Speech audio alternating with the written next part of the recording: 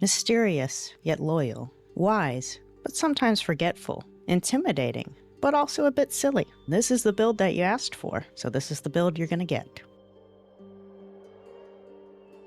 Starting off with the basics, I need to do a little explanation here about race. Gandalf is an immortal being called an Ainur, I might be mispronouncing that, who was created by Iluvatar, who is the god that created the elven race. Gandalf spent his early years working amongst the first elves and disguising himself as one. He has particularly keen eyesight, being able to see in the dark and see spirits of the dead. Fey ancestry makes him resistant to charm and immune to sleep, which is fitting for the lore of the character. Initially, we were going to make him a full elf due to these reasons, but without a mod, elves cannot have facial hair, and that's just a no-go for Gandalf. Therefore, we're gonna go with half-elf instead. For the sub-race, we're going to go with high half-elf. For the first cantrip we need to grab, we're going to go with the pre-selected Firebolt. Gandalf is known to have magic in the realms of fire and light. For the class, we are going to go with Wizard. Could probably see that coming. For the first three cantrips for Wizard, we are going to start with, let's just clear these out, Blade Ward, which is a form of protection, kind of like a shield, which we do see Gandalf use. Friends. Gandalf often preferred a diplomatic approach when possible. And Mage Hand.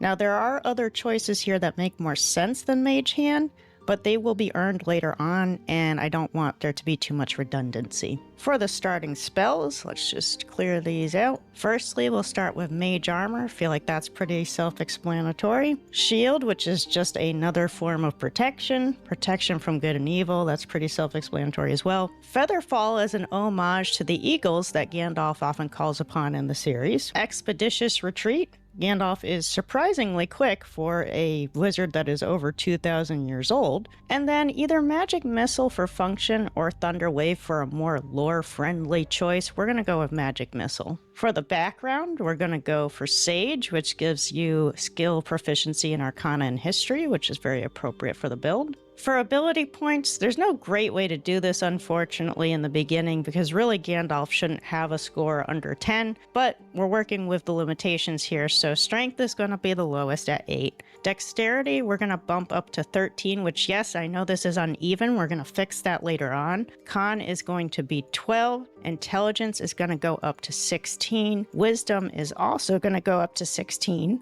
And Charisma will be 10. And that's about the best we can do with the limitations we have here, I think. And then for skill proficiencies, we already know that we get Arcana and History from the background. And for the two additional ones, we're going to choose Medicine and Religion. Now, I did consider giving him Investigation, but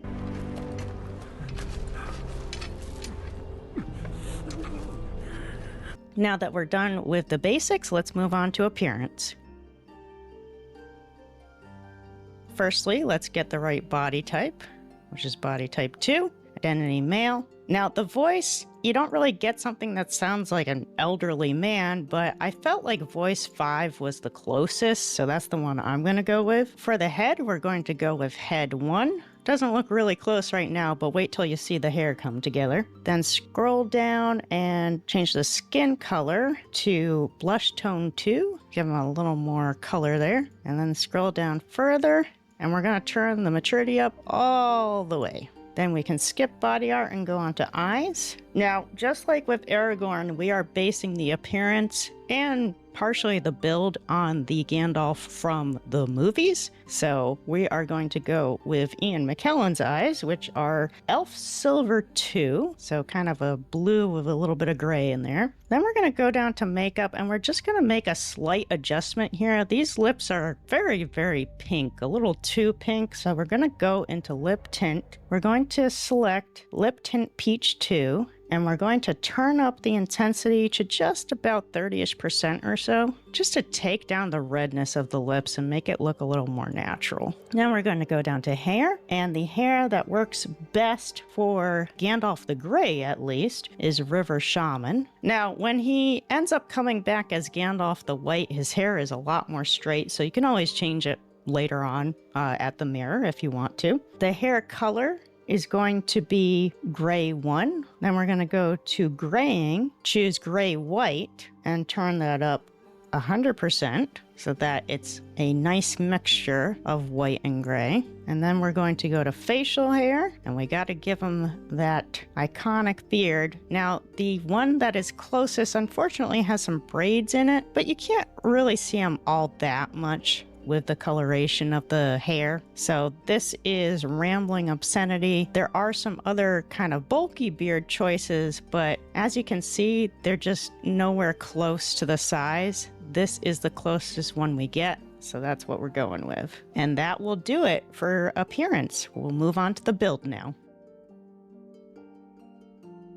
Alright, starting at level 2 wizard, it is time to choose our subclass. We're going to go with the one selected here, which is abjuration. There was a bit of a debate between abjuration and divination, but ultimately we decided on this because of the way his magic is portrayed in the films. The abjuration class is appropriate because it focuses on defensive spells. Speaking of spells, it's time to choose the first two here. We are going to go with color spray, which is a nice homage to the fireworks, and Longstrider because Gandalf is surprisingly fast. Level 3, continuing with wizard, it's time to choose two more spells. We're going to go with magic weapon, which is infusing your weapon with magical energy, which we do see happen, and hold person because Gandalf displays some telekinesis-like abilities during his duel with Saruman. Level 4, it's time to choose another cantrip. We are going to go with Minor Illusion, which is another little fun homage to the fireworks. For spells, we're going to go with Tasha's Hideous Laughter, and I'll show you why.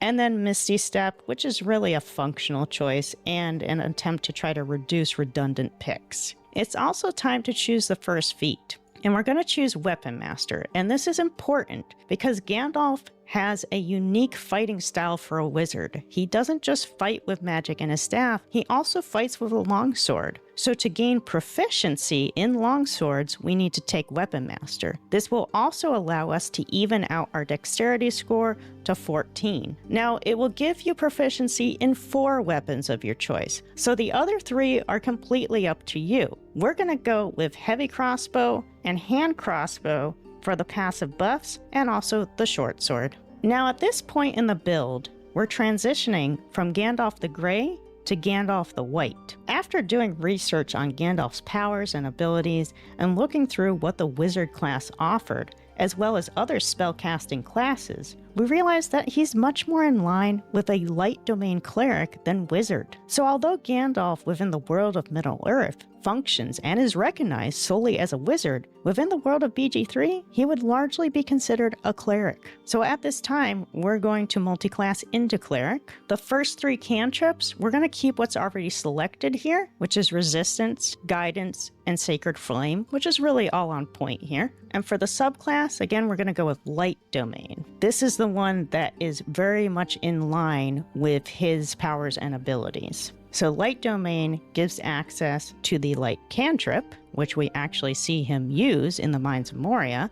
and the light domain spells of Burning Hands and Fairy Fire. Its subclass feature is also very pertinent, which is Warding Flare. Shield yourself with Divine Light, use your reaction to impose disadvantage on an attacker, possibly causing their attack to miss. This is very much in line with Gandalf's abilities. For the deity, there's actually a really good choice here too, which is Corellin Larethian. Now, in the world of D&D, Larethian was the creator of the Elven race, just as Iluvatar was in the world of Middle-earth. Now we're going to go to prepared spells and change this up just a little bit. We're going to keep Guiding Bolt and Shield of Faith, but we're going to take out Inflict Wounds and replace that with Command. Now, for the healing spell here, we are going to swap it out with Cure Wounds. The reason for this is that Gandalf is noted as having curing magic, but in the films, it's displayed as him having to actually touch the target to heal them. Next up at level 6, we gain access to Radiance of the Dawn. The sun's divine power dispels any magical darkness. Again, very much on point for Gandalf. All we have to do here is change up some prepared spells a bit. We are going to swap out Create or Destroy Water for Sanctuary. That's a bit more on point. Now at level 7, we unlock access to Flaming Sphere and Scorching Ray. Now granted, these aren't really things we see him doing in the films, but he does have the power of fire magic. so still on point. Again, all we have to do is swap around some prepared spells. We're going to take out protection from poison and use calm emotions instead. Now at level 8, it is time to choose a cantrip, and we are going to go with Thaumaturgy, gaining advantage on intimidation and performance checks. So think about when Gandalf needs to make himself really imposing or intimidating. Again, we're going to need to make a few changes to prepared spells, because something that BG3 likes to do is just automatically put in a spell for you when a spell slot unlocks. So we're going to take that pesky protection from poison out again. So we're going to swap it out for either Lesser Restoration or Bless. It's really up to you which one you choose. I think they're both kind of on point, but I'll go with Lesser Restoration. It's also time to choose the second feat, and this second feat is also important to the build, which is Dual Wielder. At this point in the build, you've only been able to use either the staff or the longsword, but Gandalf actually has a tendency to fight with both at the same time, so this is important. It also gives him a +1 to his armor class when dual wielding, so that's a nice little perk. Now at level 9, he gains access to 2 light domain spells, which would be Daylight and Fireball, and Daylight is very on theme. At level 10, he gets improved Warding Flare, and here we just need to change prepared spells again. We are just going to take out Feign Death and put in Beacon of Hope instead. At level 11, he gets 2 more domain spells, Guardian of Faith and Wall of Fire. Go to prepared spells, and we are going to swap out Spirit Guardians for Banishment. And now finally at level 12, you unlock Potent Spellcasting, and it should be noted that the only applicable cantrip to this is Sacred Flame. You change the prepared spells to swap out Spirit Guardians for Death Ward, and then for your final feat, ability score improvement with a +2 to Wisdom to bring that up to a solid 18. That's it for the build. Now it's time to go on to the bonus section.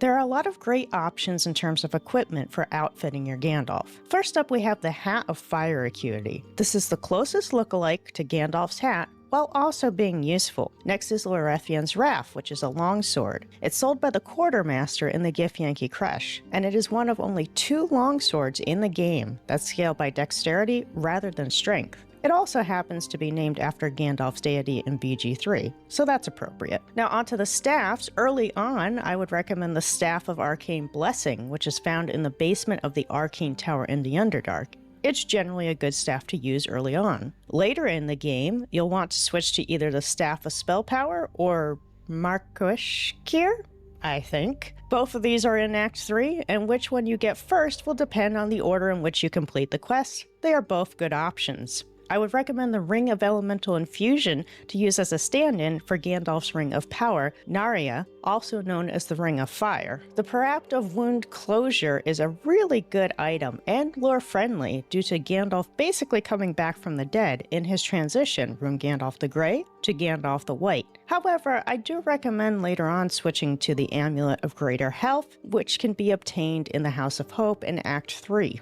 And finally, for the robes, I recommend the Robe of the Weave. This is the best robe option in the game for this Gandalf build, and you can get it to look similar to Gandalf the Grey's robes by using the light blue dye. And that'll do it for the Gandalf build. If you enjoyed this, make sure to check out the Aragorn build as well, and consider subscribing as more Lord of the Rings builds will be on their way soon. Thanks for watching.